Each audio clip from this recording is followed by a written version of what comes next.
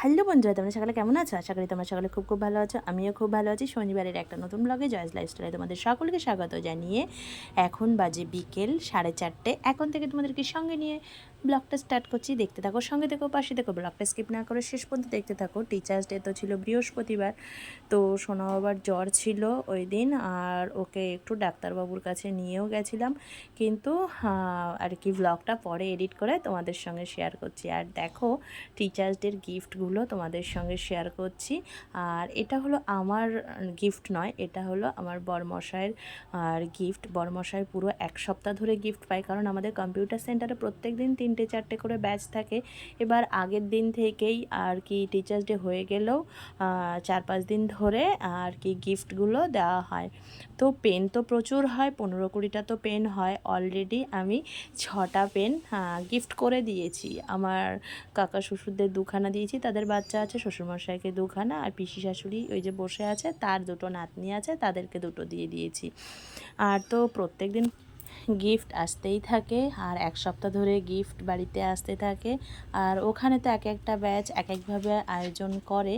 তো 2টো ব্যাচের কেক কাটা হয়ে গেছে। শুক্রবারে সকালে একটা ব্যাচ কেক কেটেছিল, আবার শনিবারে আর কি সন্ধ্যাবেলায় একটা ব্যাচ কেক কেটেছিল।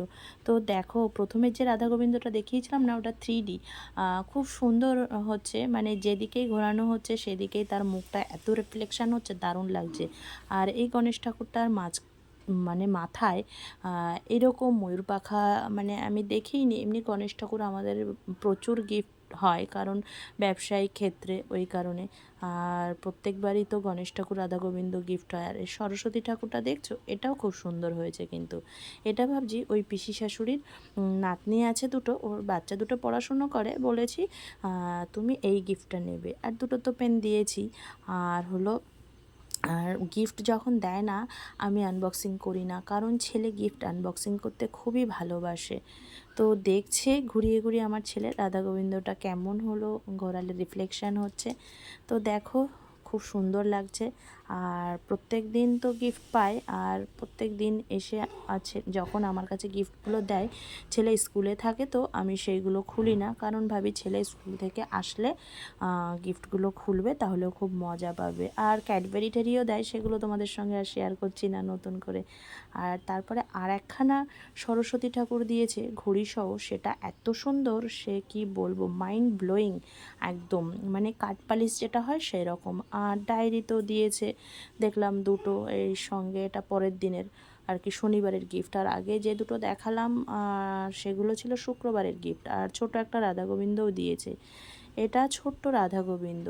আর রাধা গোবিন্দ গণেশ ঠাকুরের গিফটটা বেশিই পাওয়া যায়। আর আমি বললাম এই 2টো গিফট খোলার প্রয়োজন নেই, ডায়েরি আছে।